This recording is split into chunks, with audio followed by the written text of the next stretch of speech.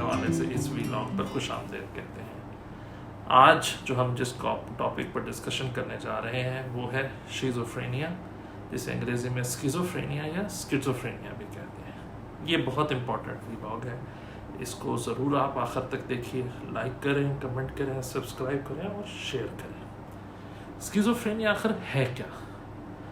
Schizophrenia एक ऐसी बीमारी है नफ्सियात की जिसके बारे में बहुत सारे इबाम हैं और जो हमारे जो मुख्तलिफ़ किस्म का स्टिग्मा है वो इसी के साथ अटैच है। इसकी कहानी बहुत पुरानी है, इसको मैं मुख्तसरन आपके सामने बयान कर सकता हूँ कि जो कदीम तहज़ीबें हैं जिसमें यूनान की तहज़ीब है, सल्तनत रोमा है, हिंदुस्तान की तारीख़ है, चाइना की तारीख़ है, इसके अंदर आपको इसका ज़िक्र मिलता है मुख्तलिफ़ अशकाल में। जैसे काला जादू, कुछ ऐसी जादुई ताकतें हैं, ये क़ुव्वतें हैं जो इंसान को अपने काबू में कर लेती हैं और इंसान उसके ताबे होकर मुख्तलिफ काम करना शुरू हो जाता है। तो ये एक शॉर्ट सी मैंने ब्रीफ सी पिक्चर बनाई है कि आप समझें कि इस बीमारी के बारे में लोगों का दुनिया में क्या इबामात रहे हैं। साइंस ने जब तरक्की की, जब साइंस ने मेडिकल साइंस ने तरक्की करना शुरू की तो इस पर भी तहकीक होना शुरू हुई कि आखिर ये क्या चीज़ है। तो इसके अंदर जो ऑगस्टन मॉरल है, जो पहले यूरोपियन साइकाइट्रिस्ट थे 1800 के अंदर, तो उन्होंने इसके ऊपर पहला काम किया और उसके बाद एमिल क्रैपलिन ने इस पर काम किया और इसको डिमेंशिया प्रीकॉक्स का नाम दिया गया। तो इस बीमारी का पहला नाम डिमेंशिया प्रीकॉक्स रखा गया और फिर 1908 के अंदर इस पर मज़ीद काम हुआ और एमिल क्रैपलिन ने यूजीन ब्यूलर ने माफ़ कीजिएगा, इसका नाम जो है स्किज़ोफ्रेनिया रखा और ये पहली दफ़ा नाम मिला स्किज़ोफ्रेनिया। अब आप इससे अंदाज़ा लगा लें कि 1911 में इसका बाकायदा नाम शिज़ोफ्रेनिया मेडिकल साइंस को पता लगा, हालांकि इसकी तारीख बहुत पुरानी है। हालांकि इसकी तारीख कदीम यूनान, कदीम रोमा, कदीम हिंदुस्तान, चाइना की तहजीबों में मिलती है, लेकिन मेडिकल साइंस को जब आके स्किज़ोफ्रेनिया के बारे में कुछ आगाही हुई तो 1911 के अवाइल थे। काम 1850 से शुरू हो गया था, लेकिन कुछ जिसे आज जिसे हम शिज़ोफ्रेनिया कहते हैं 1911 में आके मेडिकल साइंस को इसके बारे में अंदाज़ा होना शुरू हुआ कि ये भी एक बीमारी है। और इसका पहला इलाज, बाकायदा इलाज, आपको हैरानी होगी कि पहला इलाज जो शॉ के ज़रिए किया गया 1938 में किया गया, यानी 100 साल भी पूरे नहीं हुए, 80-90 साल पुरानी हिस्ट्री है। और इसकी जो पहली दवाई है जिसे क्लोरप्रोमाज़ीन कहते हैं वो 1951 में आई।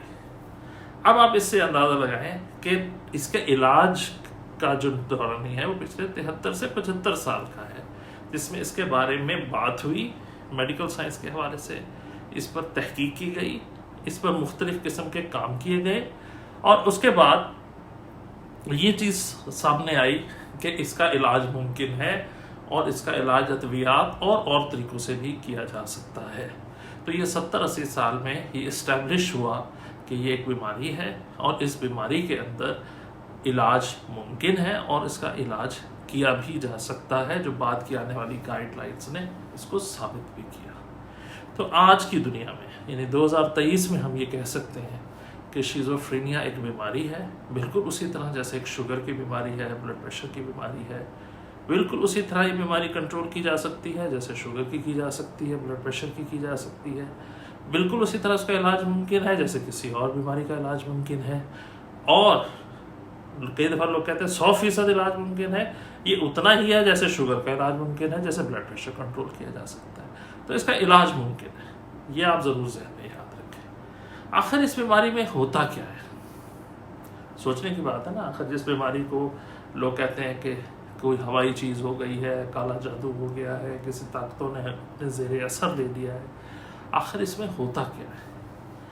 तो मोटी सी बात समझने की है वो ये है कि इसमें 2 अलामात हैं जो बड़ी अहम है। नंबर 1, इसमें आवाज़ें सुनाई देती हैं। अब आवाज़ें तो आपको मेरी भी सुनाई दे रही होगी, टीवी की भी सुनाई, लेकिन इन मरीज़ों को जो आवाज़ जो होती है वो अकेले में भी हो तब भी सुनाई देती है।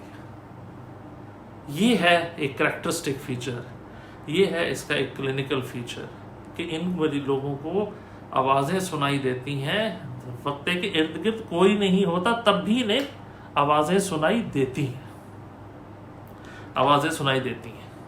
یہ چیز آپ نے بالکل ذہن میں رکھنا۔ اور آوازیں کس طرح کی ہوتی ہیں؟ وہ آوازیں کسی حکم کی صورت میں ہو سکتی ہیں، وہ کہتے کھڑے ہو جاؤ، یہ نہ تم نے کام نہ کیا تو ہم تمہارے ساتھ یہ کر دیں گے، بس اس طرح کی آوازیں انسانی آنا شروع ہو جاتی ہیں۔ اور بھی ہیں، شکلیں نظر آتی ہیں، کچھ اور چیزیں بھی ہوتی ہیں، لیکن جو امپورٹنٹ فیچر ہے اس میں وہ ہے آوازوں کا، کہ ایسے مریضوں کو آوازیں سنائی دیتی ہیں، وہ آوازیں ان سے ہم کلام ہوتی ہیں، وہ آوازیں ان کو حکم دے سکتی ہیں، وہ آوازیں ان کو تھریٹ کر سکتی ہیں، وہ آوازیں ان کو شاباشی دے سکتی ہیں، بہت سارا شور ہو سکتا ہے، وہ شور آپس میں بات کر رہا ہوگا، ذکر مریض کا ہوگا، تو یہ مختلف طریقوں سے یہ بیماری آوازوں کی شکل میں سامنے آتی ہے۔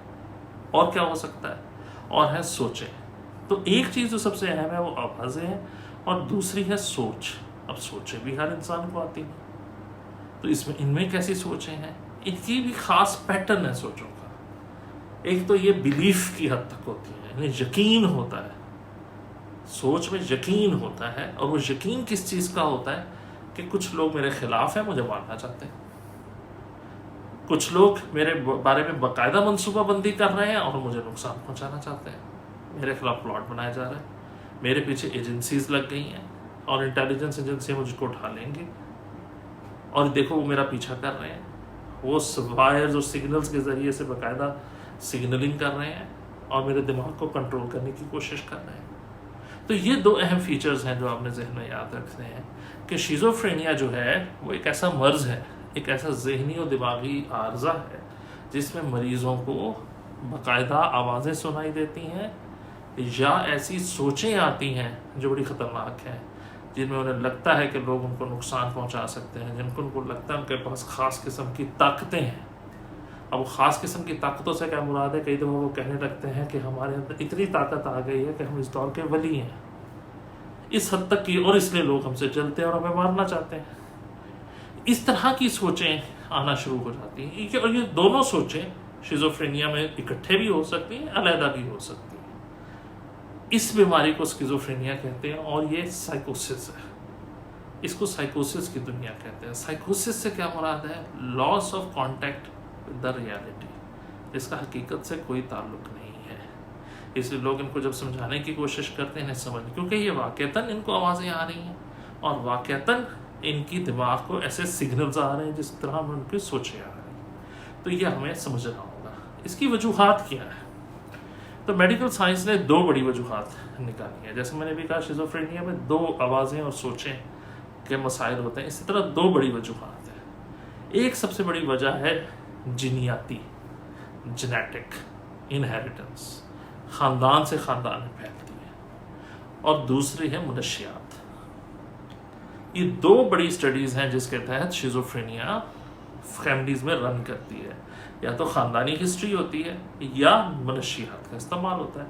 ان دونوں کی وجوہات سے یہ سائیکوسس یا اسکیزوفرینیا ہو سکتا ہے، یہ ضرور ذہن میں آپ رکھیں۔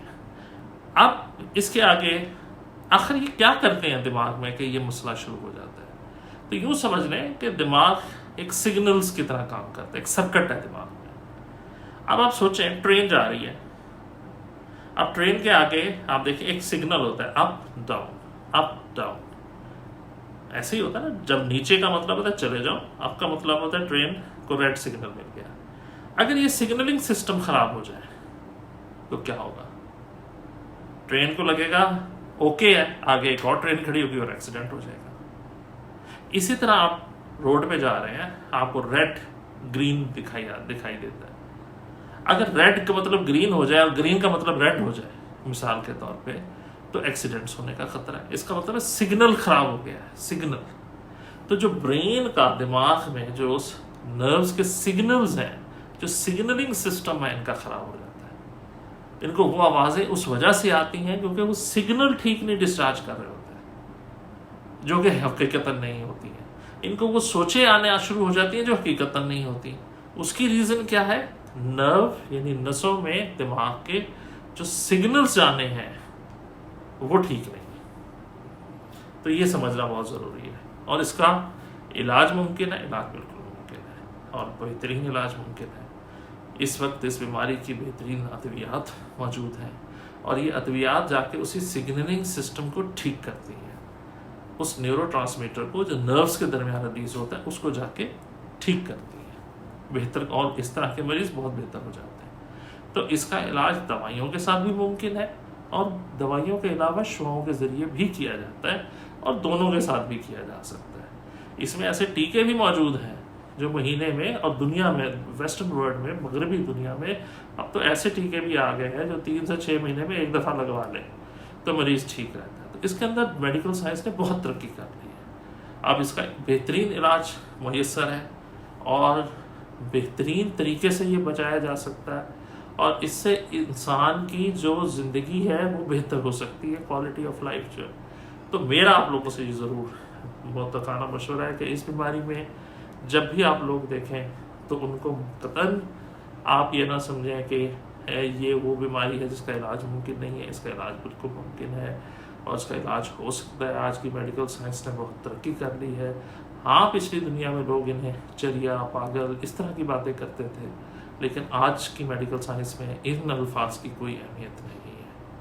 आपका बहुत बहुत शुक्रिया। अगर आपको ये वीडियो अच्छी लगी हो तो इसे लाइक करें, कमेंट करें, सब्सक्राइब करें और शेयर करें। इससे हमारे हौसले बढ़ेंगे। Thank you.